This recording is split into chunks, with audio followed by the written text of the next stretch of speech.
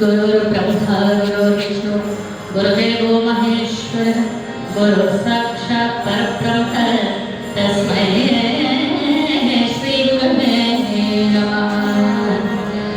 वक्रतुण्ड महाकाय कोटिसूर्यसमप्रभा निर्विघ्नं कुरु मे देव सर्वकार्येषु सर्वदा। सरस्वती नमस्तुभ्यं वरदे कामरूपिणी विद्यारम्भं करिष्यामि सिद्धिर्भवतु मे सदा। बालाय दीनवपुषे नवकिङ्किणीकदलाभिरामचरणाय दिगम्बराय शार्दूलदिव्यनखभूषणभूषिताय नन्दात्मजाय रानीतमुषे नमस्ते पूज्याय सत्यधर्मताय च भजतां कल्पवृक्षाय नमः।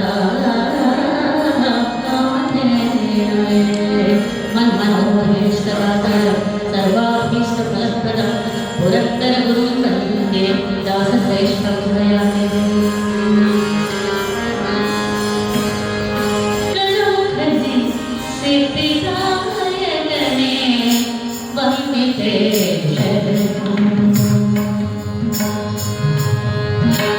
प्रलोभने सिद्धिदायकने वन्दिते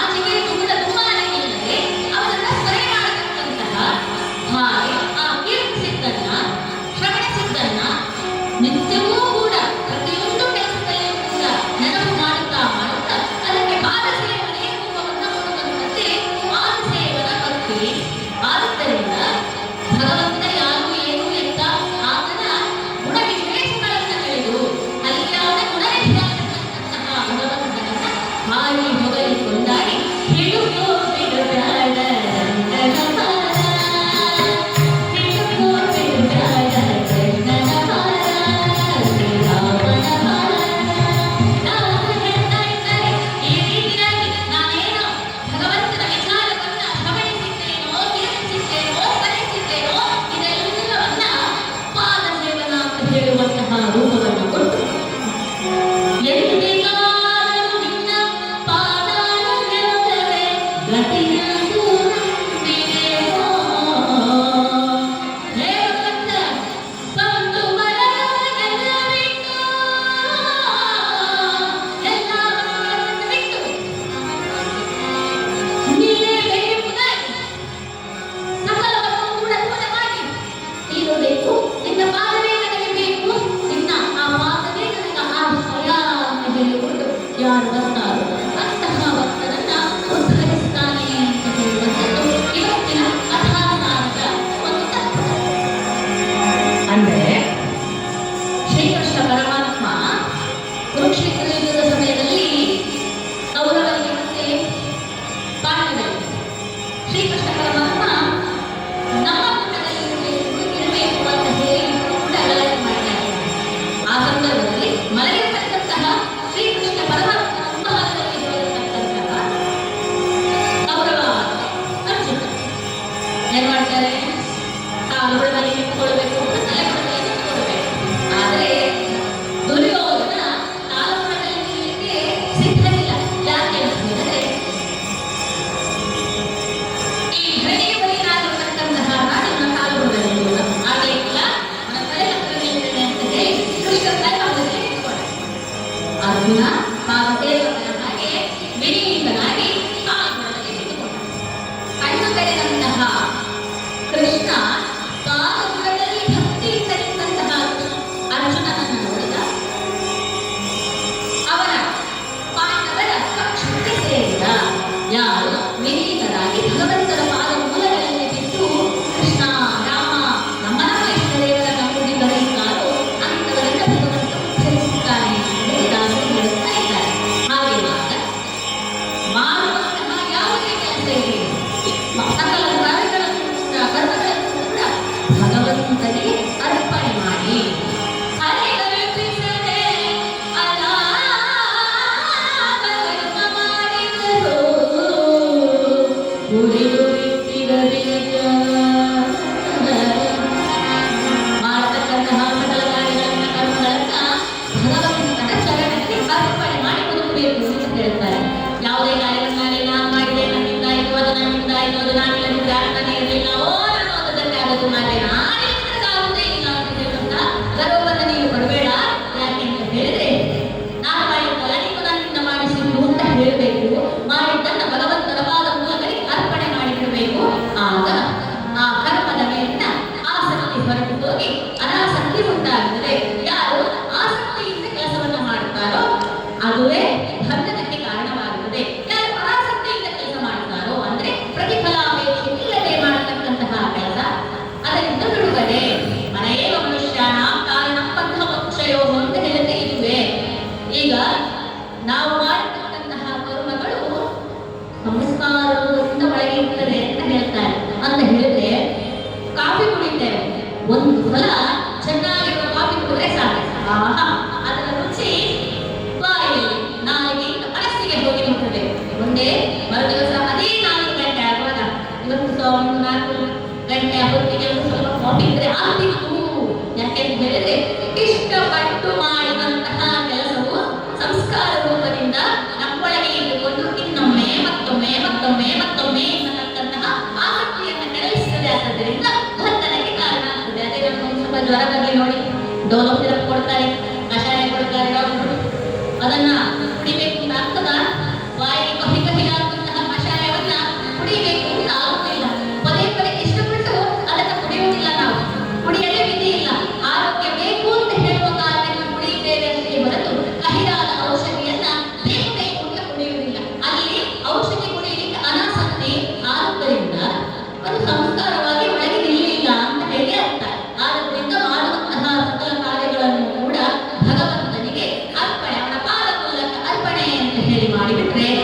ಭಗವಂತ ಅಂತವರನ್ನ ಉದ್ಧರಿಸುತ್ತಾನೆ.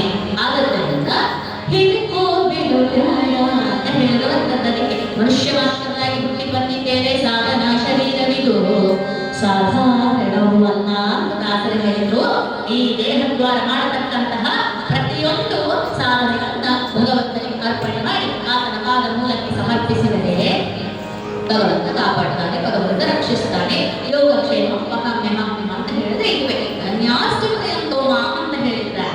ಅಂತ ಹೇಳಿದ್ರೆ ನಿತ್ಯ ನಿರಂತರವಾಗಿ ನನ್ನನ್ನು ಸ್ಮರಣೆ ಮಾಡತಕ್ಕಂತಹ ಭಕ್ತರ ಯೋಗಕ್ಷೇಮವನ್ನು ನಾನು ನೋಡಿಕೊಳ್ತೇನೆ ಅಂತ. ಈಗ ಭಗವಂತ ಅವನ ಚರಣ ಸೇವಕರನ್ನ ಹೇಗೆ ರಕ್ಷಣೆ ಮಾಡ್ತಾನೆ, ಯಾವ ರೀತಿ ಪ್ರೀತಿಸ್ತಾನೆ ಅಂತ ಹೇಳಿದ್ರೆ ಭಗವಂತನ ರಕ್ಷಣೆ ಹೇಗೆ ಅಂದ್ರೆ ಅರ್ಜುನನ ವಿಚಾರದಲ್ಲಿ ತಿಳಿದಿದ್ದೇವೆ ನಾವು. ಆದರೆ ಭಕ್ತರು ಯಾವ ರೀತಿ ಸಮರ್ಪಣೆ ಮಾಡಬೇಕು ಅಂತ ಹೇಳುವುದನ್ನು ತಿಳಿದುಕೊಂಡು ಕಥಾಭಾಗಕ್ಕೆ ಮುಂದೆ ಹೋಗುವ. ಒಂದು ಸಲ ನಾರದನಿಗೆ ಈ ಗೋಪಿಕಾ ಪ್ರಿಯರು ತುಂಬಾ ಭಕ್ತಿ ಕೃಷ್ಣನ ಮೇಲೆ ಪ್ರೇಮ ಭಕ್ತಿ, ಅವರ ಪ್ರೇಮ ಭಕ್ತಿ ಎಷ್ಟಿದೆ ಅಂತ ಹೇಳಿ ನೋಡಬೇಕು ಅಂದ್ರೆ ಒಂದು ಪರೀಕ್ಷೆ ಇಟ್ಕೊಳ್ತಾರೆ.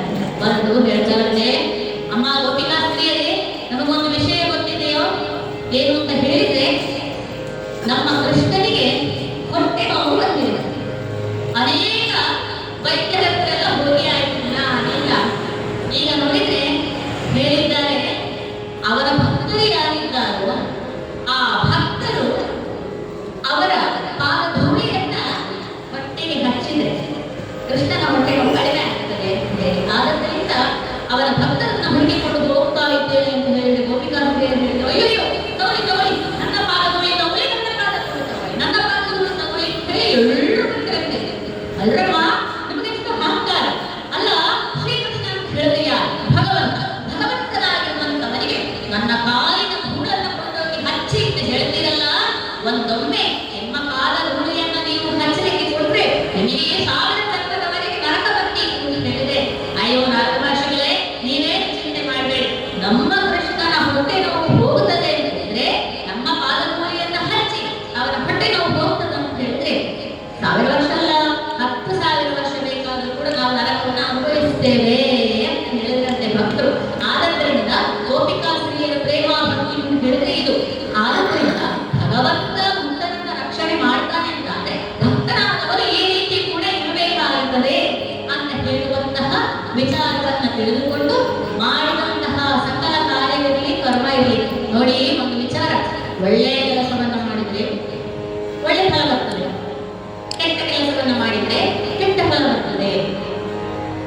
ಆ ಒಂದು ಉತ್ತಮ ಕಾರ್ಯಕ್ಕೆ ಉತ್ತಮ ಫಲ, ಕೆಟ್ಟ ಕಾರ್ಯಕ್ಕೆ ಅದರಿಂದ ಬರತಕ್ಕಂತಹ ಕೆಟ್ಟ ಫಲಗಳು ಯಾವ ರೀತಿ ನಮ್ಮ ಜೀವನದಲ್ಲಿ ದುರ್ವಿಧಿಯಾಗಿ ಬರ್ತದೆ, ಯಾವ ರೀತಿ ಭಗವಂತನಿಗೆ ಅರ್ಪಿಸದೆ ಮಾಡತಕ್ಕಂತಹ ಕೆಲಸಗಳಿಗೆ ಕರ್ಮಬಂಧನಕ್ಕೆ ಕಾರಣ ಆಗುತ್ತದೆ.